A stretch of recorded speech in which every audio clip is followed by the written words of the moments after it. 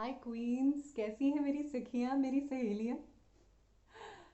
आजकल के बदलते हुए दौर में जब टाइम इतनी फटाफट से अपनी करवटें लेता चला जा रहा है, शायद हम इसकी तरफ बढ़ ही रहे थे, नहीं? पिछले कुछ सालों से, पिछली कुछ डेकेड से शायद, जब से स्पेशली ऑनलाइन सोशल मीडिया इतना ज़्यादा जागरूक हो गया था हम सभी की लाइफ्स में। हम कहीं ना कहीं दोगुनी दोगुनी लाइफ्स जीने लगे थे, है ना? एक हमारी वर्चुअल लाइफ और एक हमारी रियल लाइफ। जो एक तो है जो हम सोशल मीडिया पर हैं, अपने फेसबुक अकाउंट्स पर हैं, अपने आपको फोटोग्राफ्स के थ्रू जैसा दर्शाते हैं, अपने टाइमलाइंस पर जिस तरीके के हम मैसेजेस शेयर करते हैं, वो हमें और हमारी पूरी पर्सनालिटी को दिखाता है। और दूसरी लाइफ थी हमारी सोशल लाइफ, जिसके अंदर हम एक्चुअल में लोगों से मिलजुल कर अपने आप को किसी न किसी तरीके से एनरिच करके अपनी ग्रोथ को अपने हाथों से शेप अप करते हुए आगे बढ़ रहे थे। लेकिन सडनली ब्रेक लग गई, कोरोना आ गया, और अब कहीं ना कहीं हमारी जो प्रमुख लाइफ है वो हमारी सोशल मीडिया लाइफ ही रह गई है। यानी कि डिजिटल लाइफ ही हमारी असल लाइफ बनती चली जा रही है इन दिनों में। अब अगर हमें किसी के बारे में कुछ जानना हो, पता करना हो कि वो इंसान क्या कर रहा है लाइफ में, कहाँ आगे बढ़ रहा है, तो हमें उसके सोशल मीडिया अकाउंट को देखने की ज़रूरत होती है, उसकी टाइमलाइन पे जाने की ज़रूरत होती है। चाहे वो फेसबुक का टाइमलाइन हो, इंस्टाग्राम का, या फिर ट्विटर का टाइमलाइन हो।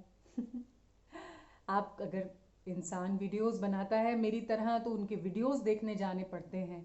इसी तरीके से हम एक दूसरे को जान पा रहे हैं, एक दूसरे की लाइफ में मूवमेंट को पहचान पा रहे हैं कि एक्चुअल में किसी की लाइफ में क्या चल रहा है ना? कितना इम्पॉर्टेंट होता है हमारा ये टाइमलाइन, हमारी प्रोफाइल पेज, हमारा अपने आप को वर्चुअली हम कैसे एग्जिबिट करते हैं, वो कहीं ना कहीं बहुत ज़्यादा इंपॉर्टेंस रखने लगा है। और हम चाहे कितनी भी कोशिश करें ना क्वींस, कि हम अपनी वर्चुअल लाइफ को एकदम परफेक्ट बना पाएं, हम अपने टाइमलाइन को बिल्कुल अपने ड्रीम्स का टाइमलाइन बना पाएं, वो कहीं ना कहीं हमारी रियल पर्सनालिटी को भी एग्जिबिट करता है, उसे भी दर्शाता है। जैसे कई लोगों के टाइमलाइंस पे अगर आप जाएंगी तो आपको दिखेगा कि उन्होंने बहुत ही बेफिजूल की चीज़ें फॉरवर्ड की हुई होती हैं। जैसे कि इस मंत्र को अगर आपने लाइक किए बिना, इसे आगे फॉरवर्ड किए बिना आप निकल गए तो आपकी लाइफ में आगे के 10 साल बहुत ही ज़्यादा डिफिकल्ट होंगे, या बहुत कुछ बुरा हो जाएगा, या जिस प्रोजेक्ट में आपने इन्वेस्ट किया है उसमें बहुत बड़ा घाटा हो जाएगा, आपके बच्चों का कुछ हो जाएगा, आपका कुछ हो जाएगा, पता नहीं क्या क्या धमकियां। और इसीलिए सिर्फ इन रिटर्न धमकियों की वजह से उन्होंने कुछ मैसेजेस को, कुछ प्रोसीजर्स को अपने टाइमलाइन का हिस्सा बना दिया होता है, अपनी टाइमलाइन का हिस्सा। आई मीन, सोच सकती हो कितना इंपॉर्टेंस रखता है वो सुपरस्टिशन उनकी लाइफ में। तो इससे उनकी एटलीस्ट एक चीज तो सामने आती है, that they are superstitious and they are fearful. डरपोक भी हैं बहुत ज्यादा।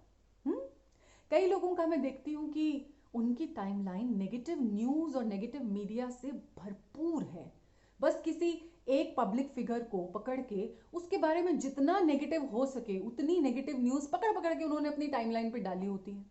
उससे ये पता चल जाता है कि ये इंसान या तो इस स्पेसिफिक फिगर के लिए हेटफुल पर्सनैलिटी है, या फिर उसका ओवरऑल थॉट पैटर्न ही बहुत ज्यादा नेगेटिव है हर एक इंसान के बारे में। इसीलिए इनसे हल्की दूरी बना के रखनी चाहिए। किसी किसी की टाइमलाइन इतनी फ्रेश होती है कि हर एक अपने चारों तरफ उनकी जितनी भी पिक्चर्स हैं, फोटोग्राफ्स हैं, उनका रिटन मटेरियल है, वो इतना ज़्यादा इंट्रिग्विंग होता है, इतना ज़्यादा इंटरेस्टिंग होता है, लाइफ से रिलेटेड होता है, कि हमें बार बार उनकी टाइमलाइन पे जाकर ये पता करने में बहुत अच्छा लगता है कि उन्होंने नया क्या पोस्ट किया, उन्होंने किस तरीके से आज हमारे थॉट प्रोसेस को एक फ्रेश हवा का झोंका दिया है, नहीं? और कई लोगों की टाइमलाइन कंप्लीटली पारिवारिक होती है, यानी कि फैमिली की पिक्चर्स, फैमिली के ही पोस्ट्स, अपने बच्चों के बारे में, अपने हस्बैंड के बारे में, अपने सास ससुर के बारे में, अपने माँ बाप के बारे में, अपने भाई बहन के बारे में, इतना कुछ फैमिली के बारे में होता है कि हमें पता लग जाता है कि इस इंसान का जो छोटा सा वर्ल्ड है वो उसकी प्यारी सी फैमिली ही है। एंड जैसे भी अगर हमें इनके साथ इंटरेक्ट करना है, कभी भी इनकी फैमिली के ऊपर कोई उंगली नहीं उठानी है। इस तरीके से timeline tells us a lot about each other, नहीं तुम्हें नहीं लगता? तो ये एक राइट टाइम है अपनी लाइफ में अपने आप को इंट्रोस्पेक्ट करने का, अपने आप को दोबारा से एक बार देखने का। हम लोग ज़्यादातर दूसरों की टाइमलाइंस पे जाके उनके बारे में कुछ जानने की कोशिश करते हैं। क्यों ना एक बार अपनी ही टाइमलाइन को दोबारा से रिव्यू करें इस बार।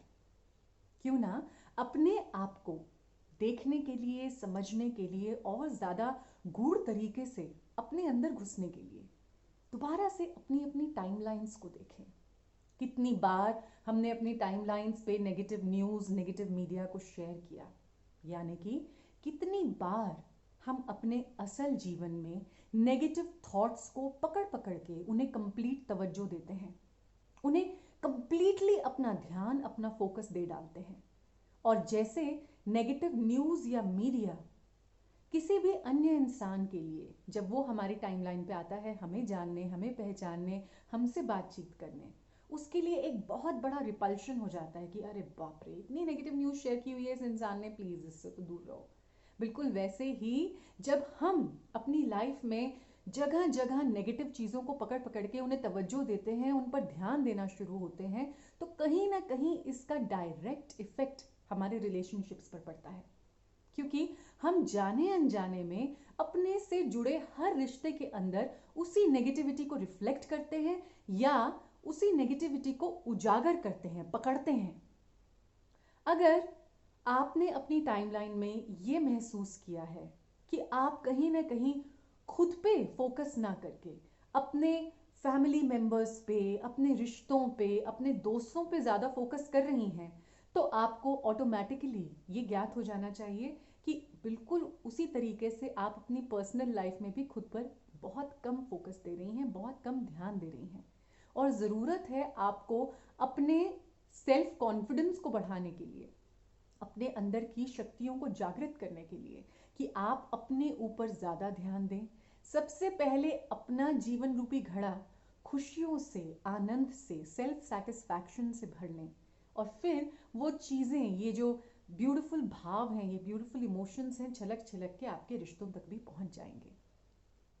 जैसे आपको पता लगे कि आप अपनी टाइमलाइंस में कुछ गलत इमोशंस को प्रोवोकेट कर रही हैं, यानी कि उन्हें एक गलत माध्यम से उनको बढ़ावा दे रही हैं, तो आपको भी पता होना चाहिए कि आप अपनी पर्सनल ज़िंदगी में भी गलत भावनाओं को उजागर करने में समय नहीं लगाती।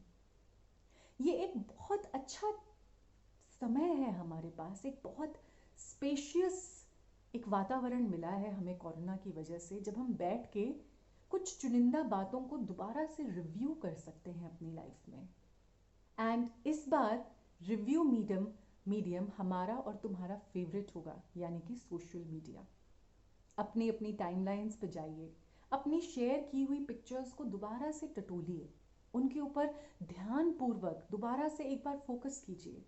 अगर आपको लग रहा है कि गलती से, चाहे आज नहीं तो पिछले कुछ दिनों में नहीं तो पिछले कुछ सालों में, अगर गलती से भी आपने कोई भी नेगेटिव चीज़ प्रोपगेट की है, आपने किसी भी नेगेटिव इमोशन को प्रोवोक किया है पब्लिक के अंदर, या अपने से जुड़े हुए लोगों में एक नेगेटिव इन्फ्लुएंसर का काम किया है, तो तुरंत से जाकर उसे डिलीट कर दीजिए। क्योंकि सोशल मीडिया के अंदर एक खास बात है जो हमारी रियल लाइफ में नहीं होती। सोशल मीडिया में हम वापस जाकर अपनी गलतियों को सुधार सकते हैं। तो क्यों ना आज से, अभी से हम अपनी गलतियों को सुधारना शुरू करें, अपनी टाइमलाइन को बोथ ऑन एंड ऑफलाइन, अपनी अपनी टाइमलाइंस को ब्यूटीफुल बनाएं, सुंदर बनाएं। कहने का मतलब ये है कि जितना हो सके पॉजिटिविटी पे फोकस करें, जितना हो सके सकारात्मकता को फैलाएं, जितना हो सके अपने चारों ओर के लोगों को खुश रखें, अपने आप को खुश रखें, एक स्माइल के साथ दूसरों की गलतियों को माफ़ करते चले जाएं। क्योंकि जिस तरह से आप एक अप एंड डाउन से गुजरती हैं ऐसे समय में, बिल्कुल वैसे ही आपके सारे रिलेशनशिप्स, आपसे जुड़े हुए सारे परिवारजन इस समय उन्हीं दुविधाओं का सामना कर रहे हैं। अपने पेशेंस लेवल को बढ़ाएं। दूसरे के कहे गए किसी भी एक शब्द पे रिएक्ट करने से पहले 2 मिनट का पॉज लें और उन 2 मिनटों में उस रिएक्शन को पहले रिस्पॉन्स में कन्वर्ट करें और फिर जितना ज़्यादा हो सके उतना ज़्यादा काइंड वर्ड्स यूज़ करते हुए अपना रिस्पॉन्स तैयार करें। इन छोटी छोटी बातों से ना केवल आपकी सोशल मीडिया की टाइमलाइंस बल्कि आपकी ओरिजिनल ज़िंदगी की टाइमलाइन भी सुधरना शुरू हो जाएगी। Always remember, it is always better to be kind rather than to be correct.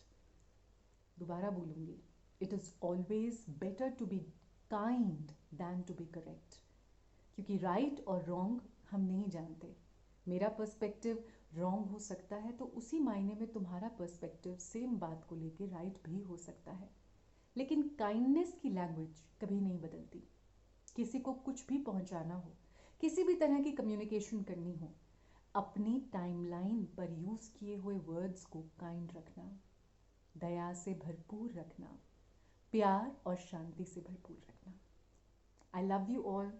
अपना ध्यान दो, stay safe, stay at home, live a minimalistic life. जितना हो सके जो कुछ है घर में उसी को यूज़ करके खुशी खुशी अपनी लाइफ को आगे बढ़ाओ। कहीं ना कहीं एक बहुत ब्यूटीफुल आइडिया प्रोपगेट हो रहा है इसके थ्रू। हम लोग रीसाइकिल रीयूज़ करके चीज़ों को आगे बढ़ रहे हैं लाइफ में। अपने बच्चों के सामने एक सस्टेनेबल इन्वायरमेंट का एक बहुत ब्यूटीफुल एग्जाम्पल सेटअप कर रहे हैं। I am so proud of you. Stay safe, stay healthy, stay at home. Bye. I love you all.